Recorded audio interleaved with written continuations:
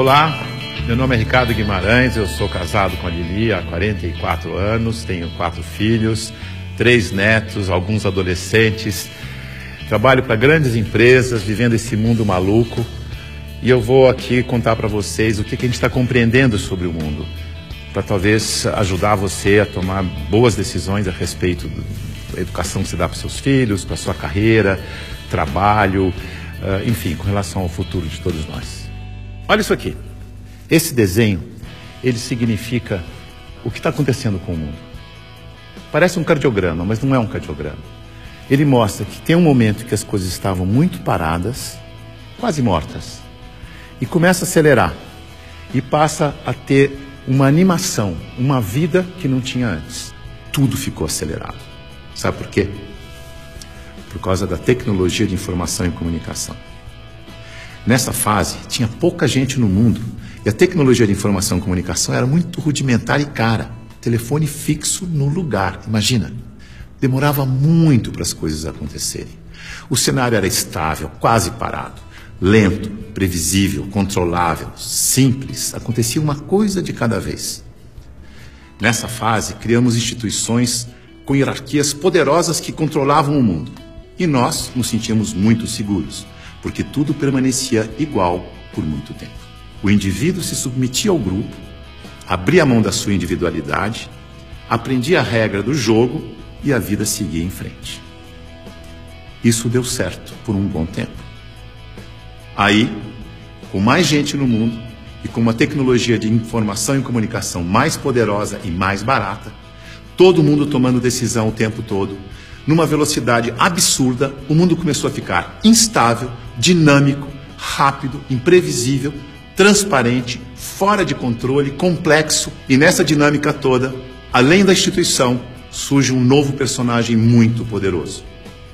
O indivíduo conectado em rede, que acessa tudo e a todos o tempo todo. Mobiliza pessoas, trabalha, produz conhecimento sem precisar das estruturas e da permissão das instituições.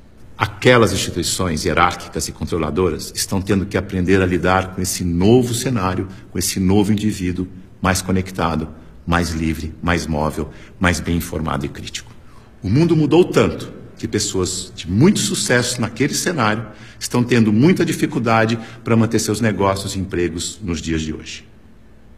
Eu vou contar a história de um executivo muito importante, de uma organização global, poderosa, que estava tendo problemas enormes. Prejuízo, perdendo o mercado em todos os países em que tinha operação.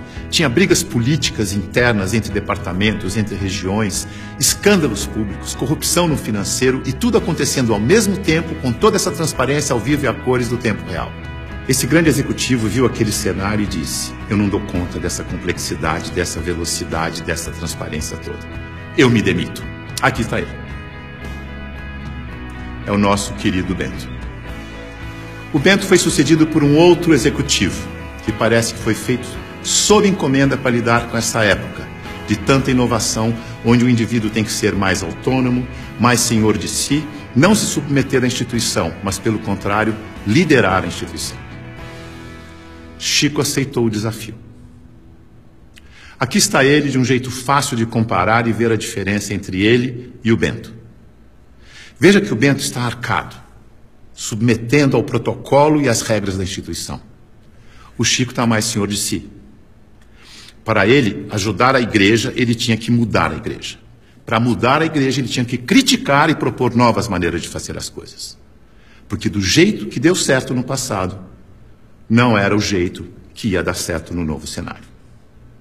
E ele começou a criticar e a mudar tudo usando o discernimento, o bom senso e os seus valores, que são os mesmos da instituição. A cadeira, por exemplo. Ele pediu uma cadeira mais simples, mais leve, mais prática, que ele mesmo pudesse carregar. A roupa. Uma roupa que fosse fácil de vestir, leve, simples e confortável.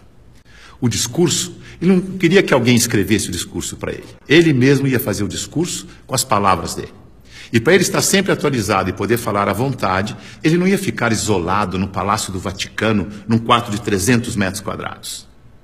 Escolheu morar no Palácio Santa Marta, num quarto de 30 metros quadrados, junto com os outros 400 padres e bispos que viajavam pelo mundo, e ele ia almoçar com esses padres e bispos para poder conversar, trocar ideias e saber o que estava acontecendo no mundo. Mandou tirar o vidro do Papa Móvel para poder falar com o povo. Mudou a política de investimentos do Vaticano para ficar de acordo com as crenças da Igreja. Isto é, investir em empresas que prezam os valores cristãos, porque se a política de investimento não estiver de acordo com as crenças da Igreja, como é que ele ia ter credibilidade quando ele fosse vender a fé da sua Igreja? Veja que ele está colocando em prática o seu discernimento para mudar tudo na instituição, da cadeira aos investimentos. Ele busca simplicidade, praticidade, economia, agilidade, leveza e consistência. O Chico é um bom exemplo de sucesso neste novo cenário. A mudança é tão grande que os historiadores dizem que está terminando a sociedade industrial e está começando a sociedade do conhecimento, a sociedade em rede, a sociedade do indivíduo conectado em rede. É uma época de transição e nós estamos aqui, exatamente no meio dessa transição. Veja o que está acontecendo. Neste ambiente estático, estável, a boa empresa funcionava como um relógio, uma engrenagem sem vida, isolada do ambiente, tic-tac, tic-tac, tic-tac, onde o empregado era uma peça da engrenagem. O futuro era igual ao passado. Na medida em que o ambiente foi ficando mais mutante, mais veloz, novidade a toda hora, imprevisível, a empresa tem que se atualizar, aprender e evoluir o tempo todo para não desaparecer. Não é mais conservar, mas é adaptar-se, aprender, evoluir. Não pode ser um relógio que se repete eternamente igual, mas um sistema vivo, aberto, interativo, que aprende e evolui sem parar. E as pessoas não podem ser peças de engrenagem que se repetem sem pensar. Tem que ser células vivas, sensíveis, críticas, interativas, que trocam ideias, sugerem soluções, como o Chico. A boa notícia é que a gente sabe gerenciar muito bem os sistemas vivos. Sabe por quê? Porque nós somos sistemas vivos. Somos feitos de sistemas. Sistema respiratório, sistema endócrino, sistema ósseo, sistema digestivo. Sistema é um conjunto de elementos que trabalham de forma interdependente com um propósito comum. Como o nosso corpo. O ponto mais importante para a saúde do nosso corpo é a interdependência. Veja no seu próprio corpo. Nossos órgãos trabalham de forma interdependente, sempre em busca do equilíbrio do corpo. Esse é o propósito. Se um órgão declara independência, e isso se chama câncer, o corpo entra em colapso. A integração entre os órgãos desaparece. A energia do corpo se esvai, não consegue mais interagir com o ambiente, nem reagir aos estímulos. Como sistema aberto, ele vai sucumbir ao cenário. Então, se você quer trabalhar numa empresa de sucesso neste cenário, ajude a funcionar como um sistema vivo aberto. Você sabe, porque você é um sistema vivo aberto. Mas aqui vão algumas dicas para ajudar. Use o seu discernimento, seu bom senso e intuição. Confie em você. Promova a integração e a interação, onde você estiver. Seja sensível a informações relevantes para aperfeiçoar seu trabalho e a empresa. E o mais importante de tudo, reconheça que a realidade é interdependente. E por isso precisa da participação de cada um e de todos para resolver os seus problemas. Lembre-se, a boa gestão da interdependência garante a boa saúde do seu corpo e da corporação. Mais uma dica, não deixe as pessoas confundirem autonomia com independência. Autonomia significa que você tem consciência de que faz parte de um todo maior e por isso você pode falar pelo todo. Por isso pode ocupar cargos de responsabilidade na hierarquia. Independência é quando você não se reconhece como parte do todo e olha só para a sua parte, colocando o todo do sistema em risco de colapso. Independência ou morte deu certo no século passado. Neste século, o certo é interdependência ou morte. Veja a evolução das relações na empresa e no mercado. No começo, a hierarquia era absoluta. Poucos mandavam e todos obedeciam como crianças obedientes. Não tinha concorrente, mas precisava de canal para vender.